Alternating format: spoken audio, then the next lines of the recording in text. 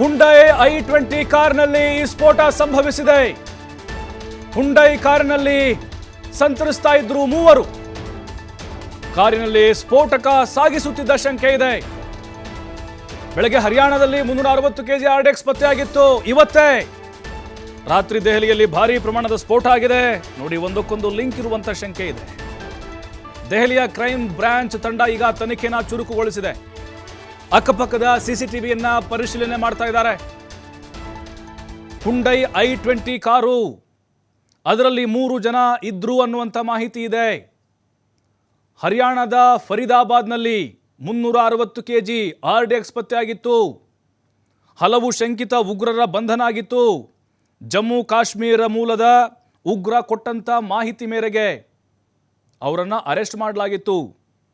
ಮತ್ತು ಜೈಷ್ ಎ ಮೊಹಮ್ಮದನ್ನ ಬೆಂಬಲ ವ್ಯಕ್ತಪಡಿಸುವಂತಹ ಅದರ ಸಹ ಸಂಘಟನೆಯ ಅನ್ನುವಂಥ ಅನುಮಾನಗಳು ಕೂಡ ಜಾಸ್ತಿ ಆಗ್ತಾ ಇದ್ದಾವೆ. ನೋಡಿ, RDX ಅಷ್ಟೇ ಅಲ್ಲ, ಅಮೋನಿಯಂ ನೈಟ್ರೇಟ್ ಕೂಡ ಪತ್ತೆಯಾಗಿತ್ತು. ಸಾಮಾನ್ಯವಾಗಿ ರಸಗೊಬ್ಬರ ನಾವೇನು ಬಳಸ್ತೀವಿ ಅದನ್ನು ಮಾರಣಾಂತಿಕವಾಗಿ ಬಾಂಬ್ ಆಗಿ ಕನ್ವರ್ಟ್ ಮಾಡಬಹುದು.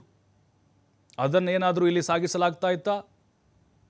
ಭಾರಿ ಪ್ರಮಾಣದ RDX ಇಲ್ಲಿ ಸಾಗಿಸ್ತಾ ಇದ್ದಂಥ ಅನುಮಾನಗಳು ವ್ಯಕ್ತವಾಗ್ತಾ ಇದ್ದಾವೆ. ಹಾಗಾಗಿ ಅದು ದಿಢೀರಾಗಿ ಸ್ಫೋಟಗೊಂಡಿರುವ ಸಾಧ್ಯತೆಗಳು ಹೆಚ್ಚಾಗಿದ್ದಾವೆ. ಅಂದರೆ ಇವರು 3 ಜನ ಏನೋ ಆ ಕಾರಲ್ಲಿ, ಹುಂಡೈ i20 ಕಾರಲ್ಲಿದ್ದರು, ಯಾವುದೋ ಒಂದು ಪ್ಲೇಸನ್ನು ಟಾರ್ಗೆಟ್ ಮಾಡಿರಬಹುದು. ಕೆಂಪುಕೋಟೆ ಅಥವಾ ಮೆಟ್ರೋ ಸ್ಟೇಷನ್ ಪಾರ್ಕಿಂಗ್ ಪ್ಲೇಸ್ ಇದೆ ಅಲ್ವಾ, ಟಾರ್ಗೆಟ್ ಮಾಡಿರ್ಬೋದು. ಜನ ಎಲ್ಲಿ ಜಾಸ್ತಿ ಇರ್ತಾರೋ ಅಲ್ಲಿ ಹೋಗಿ ಕಾರ್ನ ಪಾರ್ಕ್ ಮಾಡಿ ಬ್ಲಾಸ್ಟ್ ಮಾಡುವಂಥ ಒಂದು ಪ್ಲ್ಯಾನ್ ಹಾಕ್ಕೊಂಡಿರ್ಬೋದು. ಅದು ಸಿಗ್ನಲ್ನಲ್ಲೇ ಬ್ಲಾಸ್ಟ್ ಆಗಿರುವಂಥ ಚಾನ್ಸಸ್ಗಳು ಕೂಡ ಇಲ್ಲಿ ಇದ್ದಾವೆ. ಹಾಗಾಗಿನೇ ಈಗ ದೆಹಲಿಯ ಕ್ರೈಮ್ ಬ್ರಾಂಚ್ ಪೊಲೀಸರು ಎಲ್ಲ ಆಯಾಮದಲ್ಲಿ ತನಿಖೆಯನ್ನು ಮಾಡ್ತಾ ಇದ್ದಾರೆ. ಮತ್ತು ಶಂಕಿತ ಉಗ್ರರೇನಿದ್ದಾರೆ ಅವರನ್ನು ಕೂಡ ಈ ಘಟನೆ ಆದಮೇಲೆ ತೀವ್ರ ವಿಚಾರಣೆಗೆ ಒಳಪಡಿಸಬಹುದು. 350 kg ಅಮೋನಿಯಂ ನೈಟ್ರೇಟ್ ಪತ್ತೆಯಾಗಿತ್ತು. 3000 kg ಸ್ಫೋಟಕ ಸಾಮಗ್ರಿಗಳನ್ನು ವಶಪಡಿಸಿಕೊಳ್ಳಲಾಗಿತ್ತು. 2 ಮನೆಯಲ್ಲಿ ದಾಳಿ ಮಾಡಿದರು ಜಮ್ಮು ಕಾಶ್ಮೀರ ಪೊಲೀಸರು ಹರಿಯಾಣದ ಫರೀದಾಬಾದ್ನಲ್ಲಿ. ಆಮೇಲೆ ಒಬ್ಬ ಡಾಕ್ಟರ್ ಇದ್ದಾನೆ ಅದರಲ್ಲಿ, ಆದಿಲ್ ಅಹಮದ್ ಅಂತೇಳಿ. ಅವನು ಕೊಟ್ಟಂಥ ಮಾಹಿತಿ ಮೇರೆಗೆ 2 ಮನೆಗಳ ಮೇಲೆ ದಾಳಿ ಮಾಡಿ ಈ ಎಲ್ಲ ಸ್ಫೋಟಕಗಳನ್ನು ವಶಪಡಿಸ್ಕೊಂಡಿದ್ರು. ಹಾಗಾಗಿನೇ ಭಾರೀ ಪ್ರಮಾಣದಲ್ಲಿ ಸ್ಫೋಟ ಆಗಲಿಕ್ಕೆ ಅದು ಕಾರಣ ಅನ್ನುವಂಥ ಅನುಮಾನಗಳು ಮೇಲ್ನೋಟಕ್ಕೆ ಗೊತ್ತಾಗ್ತಾ ಇದೆ. ಹಾಗಾಗಿನೇ CCTVಯನ್ನು ಕೂಡ ಪರಿಶೀಲನೆ ಮಾಡ್ತಾ ಇದ್ದಾರೆ. ಪ್ರತ್ಯಕ್ಷದರ್ಶಿಗಳಿಂದಲೂ ಕೂಡ ಕೆಲವು ಮಾಹಿತಿಯನ್ನು ಕಲೆ ಹಾಕ್ತಾ ಇದ್ದಾರೆ.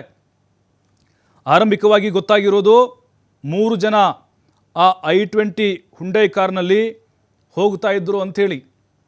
ಅಂದರೆ ಇಲ್ಲಿ ವ್ಯವಸ್ಥಿತವಾದಂತಹ ಸಂಚು ಇದರ ಹಿಂದೆ ಇರಬಹುದಾ? ದೊಡ್ಡ ಮಟ್ಟದ ಸಾವು ನೋವನ್ನು ಮಾಡುವಂತಹ ಪ್ಲ್ಯಾನ್ ಇದ್ದ?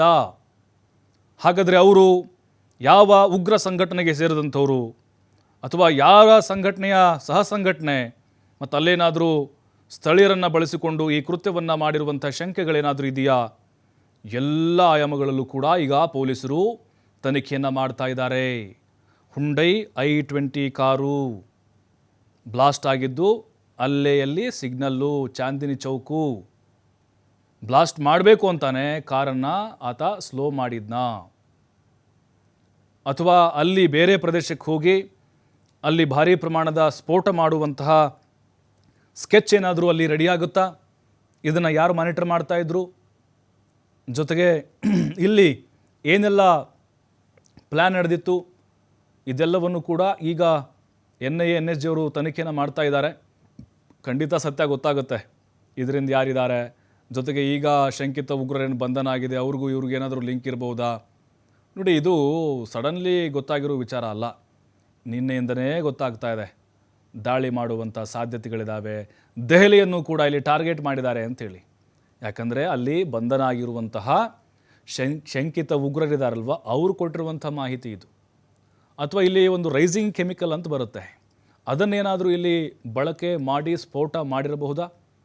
ಯಾಕಂದರೆ ಗುಜರಾತ್ನಲ್ಲೂ ಕೂಡ ವಶಕ್ಕೆ ಪಡೆದುಕೊಂಡಿದ್ದರು ATSನವರು ಶಂಕಿತ ಉಗ್ರರನ್ನು.